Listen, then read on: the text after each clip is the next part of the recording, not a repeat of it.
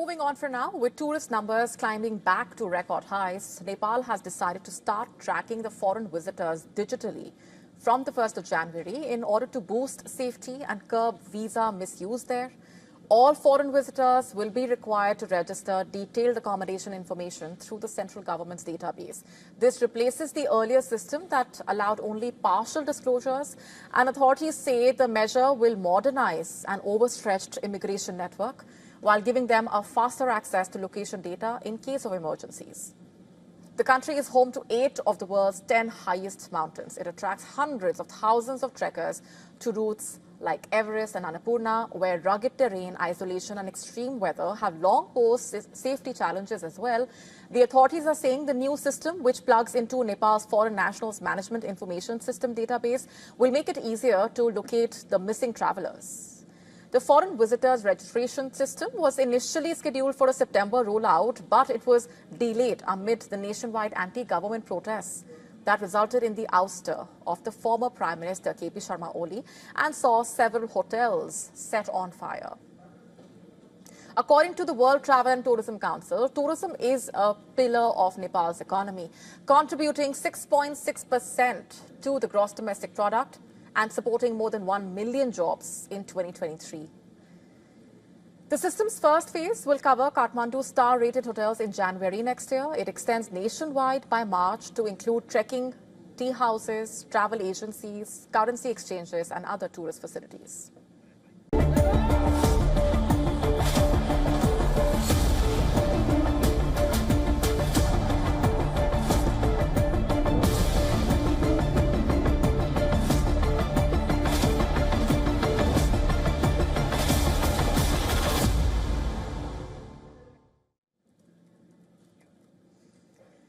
Moving on for now, with Bangladesh all set to go to the polls in the month of February, anti-India rhetoric is moving to the center of Bangladesh's political discourse.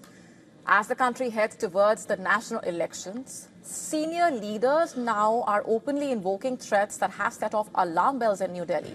Let's just break this down for you. Now, all of this happening as campaigning intensifies. Sharp and confrontational language against India is increasing, with the latest coming in from a prominent leader of Bangladesh's National Citizen Party. Hasnat Abdullah issued a provocative remark at a public gathering in Dhaka. Speaking at that local event, Abdullah directly referred to India's northeastern states and threatened that Bangladesh could once again provide shelter to separatist and anti-India forces. In fact, the remark is particularly sensitive given the geography of the region. 4 of India's northeastern states, Assam, Meghalaya, Tripura, Mizoram, share that long land border with Bangladesh. They make stability and cooperation critical for India's internal security and regional connectivity, as that map shows you. Now, for New Delhi, these comments are not just campaign rhetoric. They evoke a troubled past as well. The response from India has been swift. The Indian Ministry of External Affairs summoned Bangladesh's High Commissioner in New Delhi. In Dhaka, police stopped protesters, which includes leaders of Dhaka University Central Students' Union, as they marched towards the Indian High Commission office. India has also shut its visa center in Dhaka amid the threats from radical Bangladeshi leaders. India has 16 visa application centers spread across Bangladesh. All the visa centers collectively process 22 lakh visa applications in a year. Back in August 2024, India had already evacuated non-essential staff and dependents from its High Commission in Dhaka following widespread unrest, which led to Sheikh Hasina's ouster, remember. But the hardening rhetoric is not just happening in isolation. As Bangladesh's political landscape shifts in a way ahead of those elections, Islamist party Jamaat-e-Islami appears to be repositioning itself for a return to political relevance. Despite that history, Jamaat has remained a factor in Bangladesh's politics. While it has rarely won a majority on its own, it has often played the role of kingmaker through strategic alliances with the BNP. Jamaat's origins tracing back to the pre-independence era of the subcontinent. But its most controversial role was during Bangladesh's 1971 liberation war. The party openly collaborated, remember, with the Pakistani military. forming paramilitary groups that were responsible for heinous crimes against Bengali nationalists and religious minorities. Now, Jamaat's resurgence could provide Pakistan with a political foothold in a way to reassert its influence in Dhaka. The party remains a pro-Pakistan stance, maintains a pro-Pakistan stance, and advocates for the establishment of an Islamic state in Bangladesh. Indian observers fearing that a political realignment involving Jamaat could undermine years of cooperation between India and Bangladesh, particularly on events of counter-terrorism, for example, also border management, regional connectivity projects as well. And as the elections draw closer, the message emerging from Dhaka is increasingly clear. Anti-India rhetoric is becoming a campaign tool used to consolidate domestic support.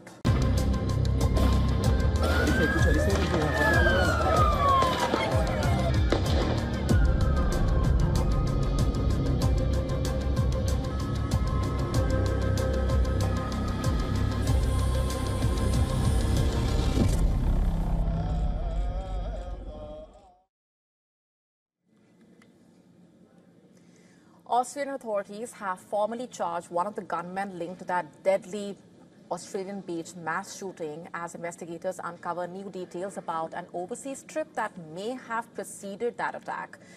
Australia's Prime Minister has said the attack, which left 15 people dead, was inspired by the Islamic State. The incident has now triggered renewed scrutiny of national security and gun control laws within Australia.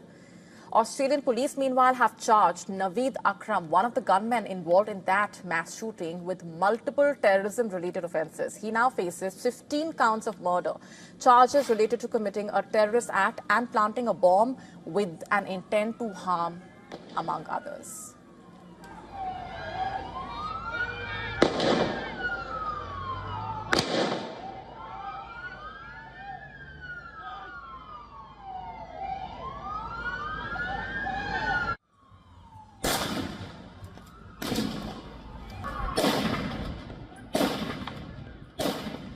A live weapon or not? Okay.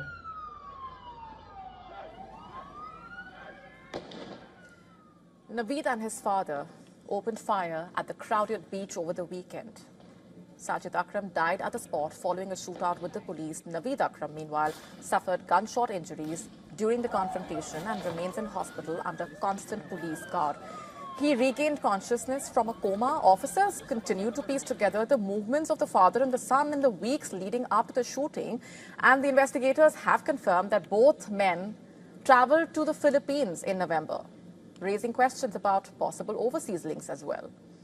A 2023 report by the United States State Department described the Philippines as a destination for foreign terrorist fighters from parts of Southeast Asia, West Asia, Europe. Australian authorities are now examining whether the pair met Islamist extremists during that visit. And according to the Philippine Bureau of Immigration, Sajid and Naveed Akram arrived in the Philippines on November 1. Flying with Philippine Airlines, they transited through Manila before landing in Davao City. The city lies about 225 kilometers by road from a region long identified by the Philippine security agencies as a stronghold of Islamic State-linked factions and other armed groups, including Abu Sayyaf. And the police say the two men returned to Sydney via the same route roughly 2 weeks before that beach attack. Full details about where else they travelled, whom they met, what activities they actually carried out during that 28-day trip are yet to be disclosed.